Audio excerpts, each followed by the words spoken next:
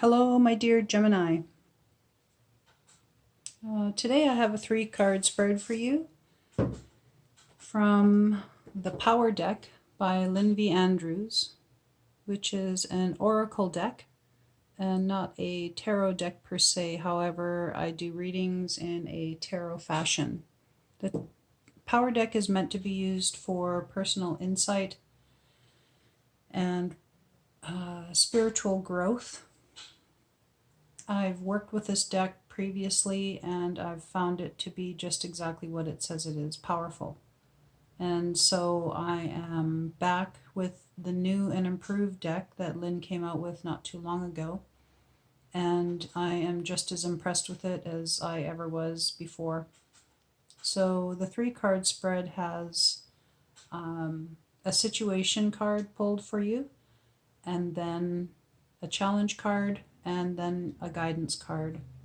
And right off the bat, I can see that because there are 2 North cards that were pulled for you, whenever a reading has more than 1 card pulled in one direction, this means that this is the place where you're in currently. So you're in a spiritual kind of state of mind. And to balance our wheel, our medicine wheel, we look to all the directions. And so for this week, this reading for you is showing me right off the bat that more work needs to be done for you in the south, which is your physical. So trying to take care of your body by getting fresh air, exercise, making sure that you're resting well, eating well, staying hydrated, and getting enough light. Here in Canada, of course, it's winter, so we are having the shorter days. However, since the solstice, the days are getting slowly longer, which is great. And we have a bit of a reprieve where I live from the snow currently, which is wonderful.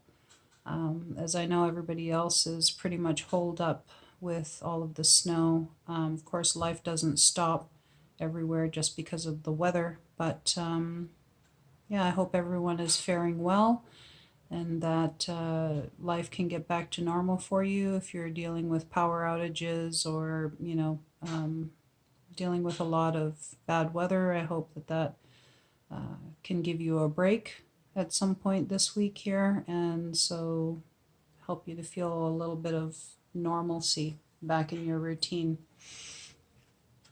So for the 3-card spread, what we do is we ruminate on each card as I read them.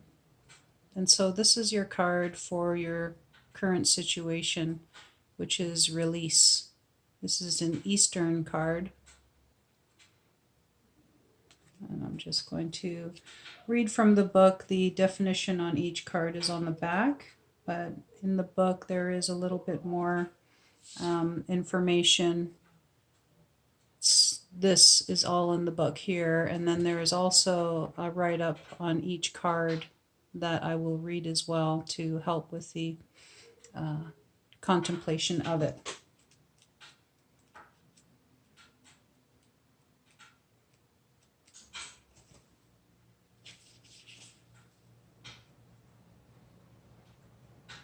So I hope you can see that. Let me know in the comments if there are any improvements that you can give me, whether you like the video or not. Leave me a comment. It's always appreciated. Anytime you're possessed by an emotion that you cannot control, know that it does not belong to you. Someone is sending negative energy towards you. And this card has come up in other readings. Just to clarify, we all know our emotions originate from us. However, Lynn, I believe, is speaking in a spiritual sense regarding emotions that are just kind of coming out of nowhere, or some emotions that may be just feeling like they're beyond your control. And in this way, she's stating that this type of emotion, like overwhelming kind of floods of emotion that may happen, could be that there is negativity being sent towards you. And to imagine that this negative emotion is muddy water pouring down through your hands onto your legs and feet and into the earth. Or take that emotion into your hands and release it like a hawk. Let it fly away. We tend to hold on to fears and negative energy in an addictive way.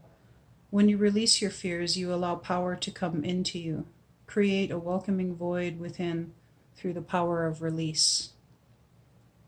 The definition of this card is, the painting is entitled On Spirit Wings. Release is one of the most important acts that you can learn on your path to power. Release lives in the east and flies toward freedom like the hawk. As the sphere of universal knowledge hovers behind him, the knowledge and wisdom of Mother Earth lives in the mountains. It is this timelessness of memory that you can experience only after release.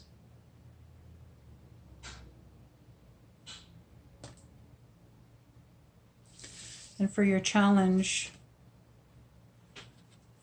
we have a North card, Wisdom.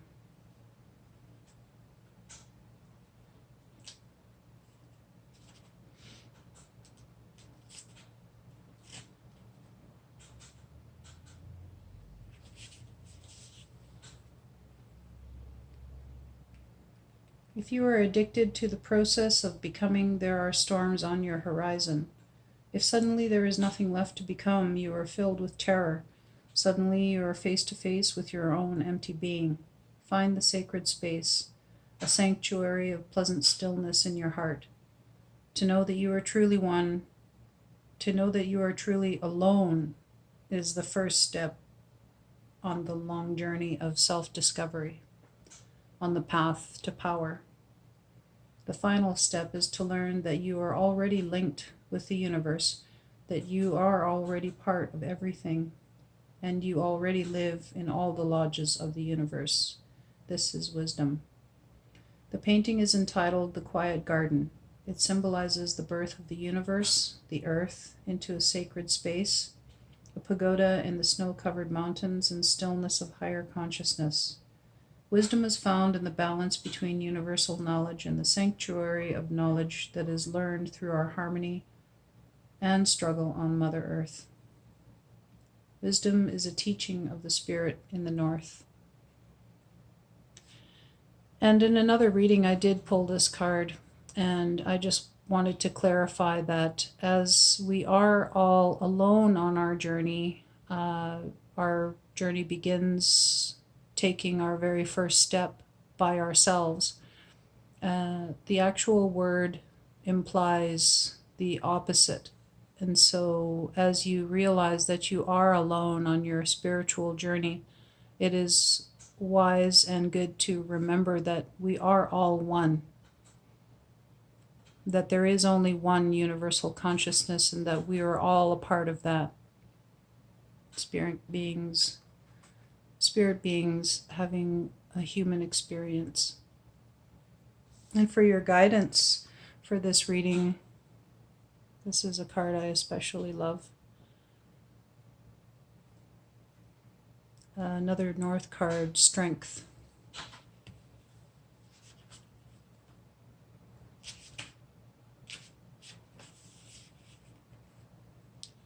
The person who upsets you most in your life is one of your best teachers.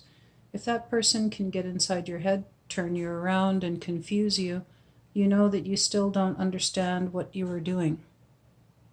You need more strength. Learn by seeing that your life is a teaching. Like the red lotus healing its pain in inner solitude, gain strength from entering your wounds and learning from them. The magician remembers the trail and takes a different one, even if it is more difficult. In this way, you create your own path as you build strength from it. The painting is entitled Unfold in Light. It depicts a dense forest and a sacred being, a Buddha, healing his pain within the solitude of inner and outer wilderness. The red lotus is pain in the world, and it is being healed through transformation from the material realm into the higher realms of consciousness.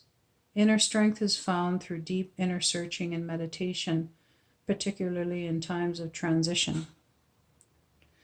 In the shaman tradition, we move into the pain that we experience in life to find the possibilities for learning and growth that are hidden there.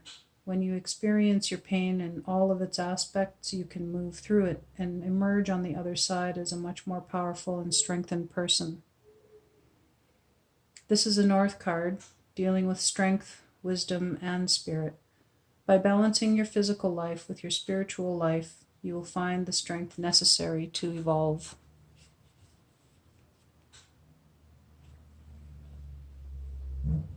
It's quite a beautiful reading.